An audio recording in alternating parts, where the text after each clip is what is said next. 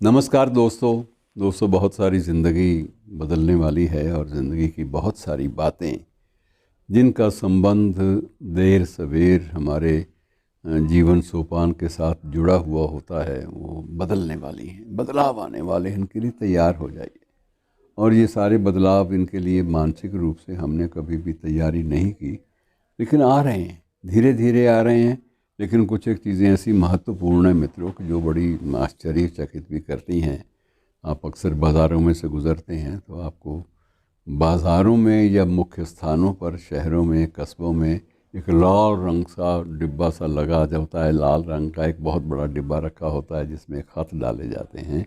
और शाम को एक व्यक्ति आता है थैला लेकर, उसमें सारे खत इकट्ठे करता है और वो ख़त लेकर पोस्ट ऑफिस में जाता है। वहाँ स्टाफ है जो उनको स्टेशन वाइज या ज़िला वाइज या देश का अलग अलग जो प्रांत है उसके अनुसार उनकी सॉर्टिंग होती है, उनको अलग अलग किया जाता है तरतीब से। फिर उसके बाद अलग से गनी बैग्स बनते हैं और गनी बैग्स में डालकर वो रेलवे मेल सर्विस में डाले जाते हैं।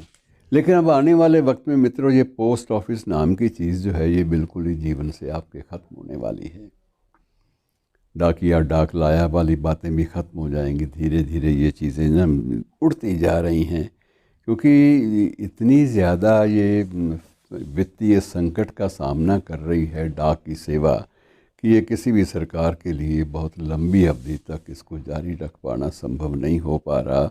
यद्यपि ये बड़ी महत्वपूर्ण है हमारे जीवन में भूमिका इनकी, पोस्ट ऑफिसेज़ की महत्व क्या है इसके बारे में फिर कभी अलग से भी एक एपिसोड में, एक बाकायदा कार्यक्रम में उसकी चर्चा कर लेंगे। लेकिन मोटी बात यह है कि पोस्ट ऑफिस वाली ज़िंदगी हमारे जीवन से अलविदा कहने वाली है, हमारे जीवन को ये समाप्त होने वाली है। और उसके बाद दूसरी चीज़ है कि बड़ी एक चेक, इसमें चेक CHEC वाला नहीं है बल्कि QUE वाला है। वो चेक जिसके माध्यम से आप बैंकों से पैसे निकालते हैं या बैंकों को ट्रांसफ़र करते हैं, या फिर आप जिन चेक के द्वारा आप राशियां अदा करते हैं, कभी क्रॉस्ड चेक की शक्ल में, कभी बेरड चेक की शक्ल में। तो ये अलग अलग तौर तरीके जो आपने अब तक अपनाए रखे हैं।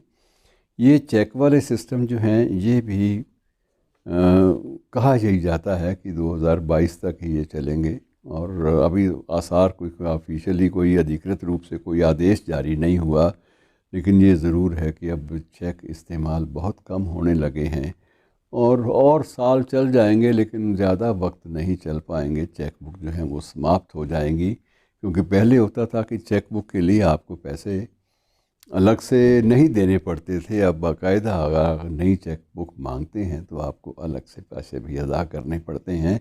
मुफ्त में कोई चीज़ अब नहीं मिलती सिवाय वादों के। तो वादे मुफ्त में मिल जाते हैं। ये राजनीतिज्ञों की एक चमत्कार की शैली है, लेकिन वो भी कब तक चमत्कार की शैली चलेगी ये भी समझ में नहीं आता। तो बहरहाल ये है कि पहली बात तो पोस्ट ऑफिस जाने वाले हैं, दूसरा चेक बुक जो हैं ये भी समाप्त होने वाली हैं। तीसरा मित्रों सबसे जो चिंता वाली बात है ये न्यूज़पेपर। अब अखबारों की बिक्री वह नहीं रह गई है जो पहले कभी हुआ करती थी। लेकिन ऐसा भी नहीं है कि प्रिंट मीडिया फ़ौरन गायब हो जाएगा, लेकिन प्रिंट मीडिया धीरे धीरे हमारे जीवन से विदा ले रहा है। ये तकलीफ़ दे तो है, लेकिन अब इसके अलावा कोई विकल्प भी नहीं बचा। अब ये देख लीजिए कि जो बिल्कुल नई पीढ़ी है वो अखबार नहीं पढ़ती या बहुत कम पढ़ती है, बहुत कम या बिल्कुल नहीं। ये स्थिति आ गई है पहले ही, जहाँ एक घर में पहले 2 या 3 अखबार आते थे, वहाँ 2 या 3 की बजाय अब वो सिंगल न्यूज़पेपर वाले घर बन गए हैं, क्योंकि वो समझते हैं कि बहुत सारी खबरें इससे पहले टीवी चैनल्स पर या फिर आपके मोबाइल पर आपको सभी अखबारों की जो रिकॉर्डिंग है वो सारी की सारी आपको मिल जाती है। लाइव भी आपको संस्मरण मिल जाते हैं। सारी की सारी चीज़ें आपके सामने आ रही हैं।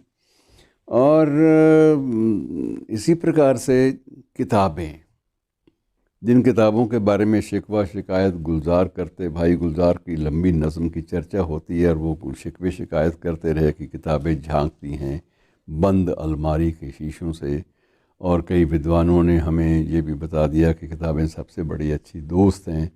सारी बातें हमारे सामने आई, लेकिन धीरे धीरे वो किताबें जो है वो प्रिंट की शक्ल में भी धीरे धीरे गायब हो रही हैं। अब यह है कि ई बुक्स का वक्त, उसकी एक प्रकार से कॉल बेल उसकी बज चुकी है, वो आरंभ हो गया है मामला।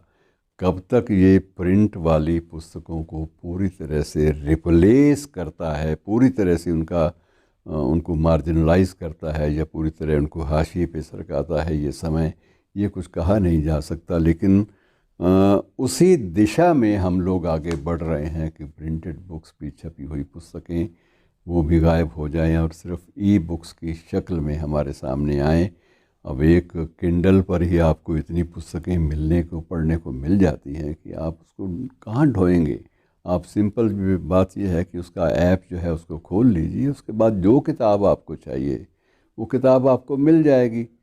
कोई प्रसिद्ध पुस्तक, सभी पुस्तकें तो नहीं कह सकते कि अब आम आदमी की पुस्तकें भी आपको वहाँ पर मिल जाएं और ख़ास की भी मिल जाएं, लेकिन जिन पुस्तकों के ज़िक्र होता है, जिनको आप पढ़ना चाहते हैं चाव से, वो सारी आपको मिल जाती हैं अब भी, और कुछ जो रह गई हैं वो जल्दी ही मिलने लगेगी। आपको पूरा का पूरा समग्र प्रेमचंद भी मिल जाएगा और पूरा का पूरा समग्र टी.एस. एलियट भी मिल जाएगा। कहीं कोई अभाव नहीं रहेगा आने वाले वक्त में। अब भी बहुत सारे अभावों की पूर्ति हो चुकी है, लेकिन आने वाले वक्त में ये अभाव बिल्कुल समाप्त होने के कगार पर भी है।